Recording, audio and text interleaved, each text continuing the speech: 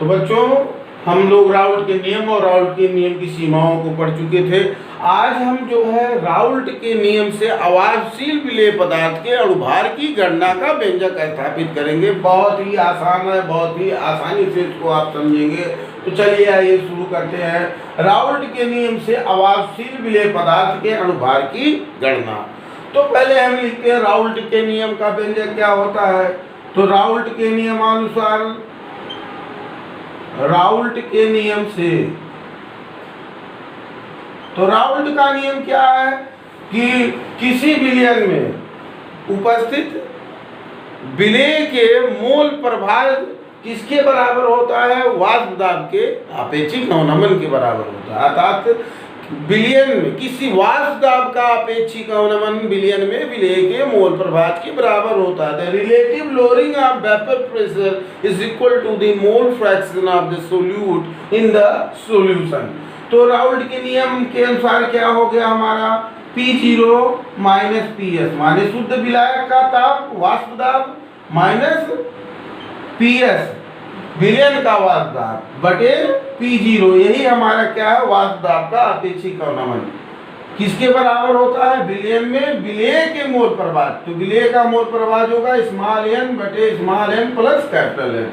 n small n माने विलेय के अणुओं की संख्या और स्मॉल n माने विलायक के अणुओं की संख्या या मोलों की संख्या और प्लस n कैपिटल N विलायक के। तो अगर ये विलायक का निकालते हैं तो कैपिटल N अपान small n plus capital N होता। तो ये हमारा किसका सूत्र है, राउल्ट के नियम से। इसको हम बना लेंगे समीकरण नंबर 1। अब यहाँ पे P0 विलायक का वाष्प दाब है, शुद्ध विलायक का वाष्प दाब है, PS विलयन का वाष्प दाब है और P0 minus PS upon P0 वाष्प दाब में आपेक्षिक अवनमन है। वाष्प दाब में अवनमन हमारा P0 माइनस PS है, लेकिन वाष्प दाब में अवनमन और शुद्ध विलायक के वाष्प दाब के अनुपात को वाष्प दाब में आपेक्षिक अवनमन कहते हैं, relative lowering of vapour pressure. तो राउल्ट के नियमानुसार हमको समीकरण नंबर 1 प्राप्त हो गया। अब यहाँ n क्या है, विलेय के मोलों की संख्या और कैपिटल N क्या है, विलायक के मोलों की संख्या। तो स्मॉल n बराबर क्या होगा, विलेय का भार। तो विलेय का भार हम मान लेते हैं स्मॉल w और फिर क्या होगा बटे विलेय का अणुभार। तो विलेय के अणुभार को हम मानते हैं स्मॉल m। तो ये हमारा स्मॉल n बराबर क्या हो जाएगा, स्मॉल w बटे स्मॉल m। तो इसी प्रकार हम विलायक का निकालेंगे, विलायक के मोलों की संख्या। तो विलायक का हमारा कैपिटल N से शो करते हैं। तो विलायक के अणुओं की संख्या क्या होगी, विलायक का भार बटे विलायक का अणुभार। तो विलायक का भार हमारा क्या है, मान लीजिए कैपिटल W है और इसका अणुभार क्या है, मोलर द्रव्यमान, मोलर वेट कैपिटल M से व्यक्त करते हैं। तो हमको स्मॉल n बराबर क्या हुआ, W/m मिल गया और कैपिटल N बराबर कैपिटल W/कैपिटल M रखेगा। अब हम स्मॉल n और स्मॉल कैपिटल N के मान को समीकरण नंबर 1 में रख देंगे। समीकरण 1 में स्मॉल n तथा कैपिटल N का मान रखने पर, समीकरण 1 में स्मॉल n मतलब विलेय के अणुओं की संख्या, विलेय के मोलों की संख्या तथा विलायक के मोलों की संख्या का मान हम क्या करेंगे, समीकरण नंबर 1 में रख देंगे। तो यहाँ n की जगह स्मॉल w स्मॉल m और स्मॉल n की जगह फिर स्मॉल w/m और कैपिटल N की जगह w/m हम लिखेंगे। तो यहाँ देखिए इसमें शॉर्टेज है, इसको आप अगर चाहते हैं तो वीडियो पास करके लिख लीजिए या इसका स्क्रीनशॉट ले लीजिए। अब हम इसको इरेज करते हैं। समीकरण 1 का मान किसमें रखेंगे हम, समीकरण 1 में स्मॉल n तथा कैपिटल N का मान हम क्या कर रहे हैं, रख रहे हैं। तो इसको हम इरेज करते हैं। अब स्मॉल n और कैपिटल का मान इसमें रख दें तो हमारा हो जाएगा क्या, P0 minus PS upon P0 equal to क्या होगा, स्मॉल n की जगह पे हमने क्या मान रखा, W/m स्मॉल w/स्मॉल m। फिर स्मॉल m की जगह पे हमारा क्या हो जाएगा, स्मॉल w/स्मॉल m और फिर प्लस क्या हो जाएगा विलायक के मोलों की संख्या, तो कैपिटल डब्ल्यू अपान क्या हो गया, कैपिटल एम। ये हमारा समीकरण नंबर क्या मिल गया, 2। ये हमारा समीकरण नंबर 2 हो गया। P0 minus PS upon P0 equal to the small w by small m total upon small w by small m plus capital W upon capital M। ये हमारा समीकरण नंबर 2 मिल गया। अब हम क्या करेंगे, चूंकि राउल्ट का नियम केवल तनु विलयनों पर लागू होता है, तो तनु विलयनों पर लागू होता है, तो जो विलेय के अणुओं की संख्या है स्मॉल n, ये विलाय के अणुओं की संख्या अर्थात कैपिटल N से बहुत कम इसकी मात्रा होती है। तो बहुत कम मात्रा होने के नाते स्मॉल n को हम कैपिटल N के सापेक्ष क्या करते हैं, नगण्य मान लेते हैं, शून्य मान लेते हैं। जैसे अब देखिए समीकरण नंबर 2 आप लिख चुके, अब समीकरण 1 हो गया और हमारा 2 हो गया। अब हम इसको यहाँ से इरेज करेंगे। अब लिखेंगे हम, यदि विलयन तनु है, क्योंकि राउल्ट का नियम किसके, तनु विलयनों पे ही लागू किया जाता है, तो स्मॉल n मतलब विलेय के अणुओं की संख्या को कैपिटल N के सापेक्ष नगण्य माना जा सकता है। नगण्य माने ना के बराबर, 0 नहीं होगा लेकिन निगोशिएबल ना के बराबर होगा, तो नगण्य माना जाता है, माना जाता है। इसलिए क्या हो जाएगा, स्मॉल कैपिटल N बराबर क्या हो जाएगा, small n plus capital N। मतलब स्मॉल n और कैपिटल N की जगह हम केवल क्या लिख देंगे, कैपिटल M लिखेंगे। क्यों, क्योंकि इसकी तुलना में विलायक के अणुओं की तुलना में विलेय का अणु क्या है, बहुत कम है, क्योंकि विलेयन क्या है, तनु है। तो तनु विलयनों के लिए small n plus capital N बराबर को हम इसको कैपिटल N माना जा सकता है। अब यही मान हम समीकरण नंबर 1 में क्या करते हैं, रख देते हैं। इसको समझ में आया तो लिख लीजिए पास करके, या तो स्क्रीनशॉट ले लीजिए। अब इसी का मान हम small n plus small n की जगह पे कैपिटल N की जगह पे हम क्या लिख देंगे, इसकी जगह पे हम केवल क्या लिख देंगे, कैपिटल N।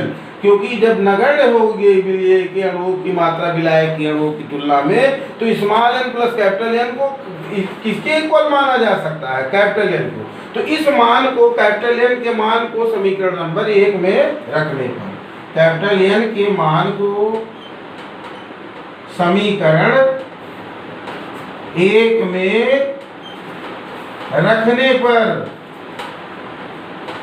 1 में रखने पर, तो इसको हम इरेज करते हैं, क्योंकि तनु विलयन में क्या होता है, विलेय के अणुओं की संख्या विलायक की तुलना में बहुत कम होती है, इसलिए स्मॉल n को नगण्य माना लिया जाता है और small n plus capital N के स्थान टूटने को किसके बराबर मान लिया जाता है, कैपिटल N के। तो अब स्मॉल n और कैपिटल N की जगह पे केवल क्या आ जाएगा, कैपिटल N। इसका मान हम रख देते हैं, तब जब विलयन तनु हो, तो ये जानते हैं, तो इसको हम इरेज कर दे रहे हैं। आप स्क्रीनशॉट लेके लिख लीजिए। ये मैं चाहता हूँ बच्चा कम ही समय में आपको ज़्यादा से ज़्यादा मैटर मिले, उसको आप जिससे रोक कर उसको डाउनलोड करके किसी भी प्रकार से देख सकते हैं। उसमें ज़्यादा आपको बड़ा वीडियो ना बने, छोटा हो लेकिन सारगर्भित हो, गागर में सागर की तरह। तो देखिए अब 1 में हम मान रख रहे हैं, क्या मान रख रहे हैं, कैपिटल N बराबर small n plus capital N। तो यहाँ हो जाएगा P0 minus PS upon P0 equal to क्या हो गया, स्मॉल n की जगह पे हमारा क्या रहेगा, स्मॉल w बटे स्मॉल n। पहले उसका मान रख दे रहे हैं, तो स्मॉल n, तो यहाँ स्मॉल n रहेगा, और small n plus capital N की जगह क्या माना गया है, n, तो स्मॉल n बटे क्या हो जाएगा, कैपिटल N हो जाएगा। यह सूत्र हमको मिलेगा। अब हम इसमें इसका मान रख देते हैं W बाई M और कैपिटल W बाई M।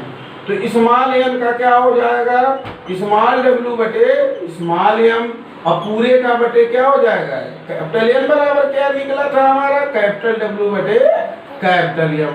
तो हमारा यह व्यंजक मिलेगा। तो इसको जब हम ऊपर ले जाएंगे तो क्या हो जाएगा, तो ये हमको किस रूप में मिलेगा, देखिए इसको हम इरेज करते हैं। समीकरण नंबर 1 को, तो इसको यहाँ पे हम लिखते हैं। तो देखिए अब इसका मान हम किस में रख दे रहे हैं, इसको हम ऊपर ले जा रहे हैं। हमको मिला क्या, P0 minus PS upon P0 equal to small w बटे स्मॉल m और बटे कैपिटल W बटे कैपिटल M। तो इसको जब हम इधर ले जाएंगे तो m ऊपर चला जाएगा और W क्या हो जाएगा, नीचे। तो बराबर इसको हम कैसे लिख सकते हैं, small w by small m into capital M equal to capital W। तो हमारा क्या व्यंजक हमको मिल गया, तो इसके आधार पे हमको मिला क्या, P0 minus PS upon P0 equal to क्या आया हमारा, स्मॉल w बटे small m into capital M बटे कैपिटल W। यह हमारा समीकरण नंबर 3 होगा। यह हमारा समीकरण नंबर क्या होगा, ये समीकरण 3 है। और यही हमारा क्या है, इसी समीकरण की सहायता से हम अवाष्पशील विलेय पदार्थ के अणुभार की गणना कर सकते हैं। यदि हमको शुद्ध विलायक का ताप P0, विलयन का वाष्प दाब, विलायक का वाष्प दाब P0, विलयन का वाष्प दाब PS ज्ञात हो और विलेयक पदार्थ का भार ज्ञात हो, विलायक का जो है आणविक द्रव्यमान और भार ज्ञात हो, तो हम विलेय पदार्थ के अणुभार अर्थात स्मॉल m की गणना कर सकते हैं। यहाँ P0 हमारा विलायक का, शुद्ध विलायक का वाष्प दाब है। PS उसमें जब वाष्पिक पदार्थ मिलाने पे जो शुद्धि उत्पन्न हुई तो PS विलयन का वाष्प दाब है, P0 विलायक का वाष्प दाब है। स्मॉल w विलेय पदार्थ की ग्राम में मात्रा है, कैपिटल W विलायक की ग्राम में मात्रा है, और कैपिटल M हमारा विलायक का द्रव्यमान है, विलायक का ग्राम में मात्रा है। और स्मॉल m क्या है हमारा, स्मॉल m हमारा है अणुभार है, ये विलेय पदार्थ का, और इसी को हमको क्या करना है, ज्ञात करना है। तो इन सभी की राशियों के मान दिए रहेंगे, m का मान हमको क्या करना रहेगा, ज्ञात। तो आप सभी को इस तरह हम क्या करिए, राउल्ट के नियम की सहायता से हमने क्या किया, अवाष्पशील विलेय पदार्थों की अणुभार की गणना का व्यंजक स्थापित किया। इसी समीकरण नंबर 3 की सहायता से हम किसी भी विलयन के अवाष्पशील विलेय पदार्थ की शुद्धि जब होती है तो उसके हम क्या करेंगे, इसके अणुभार की गणना इस सूत्र द्वारा की जा सकती है। आशा करते हैं आप को ये वीडियो पसंद आया होगा। अगर वीडियो पसंद आया हो तो वीडियो को लाइक करें, चैनल पर पहली बार आए हों तो चैनल को सब्सक्राइब करें और शेयर करें। Thank you.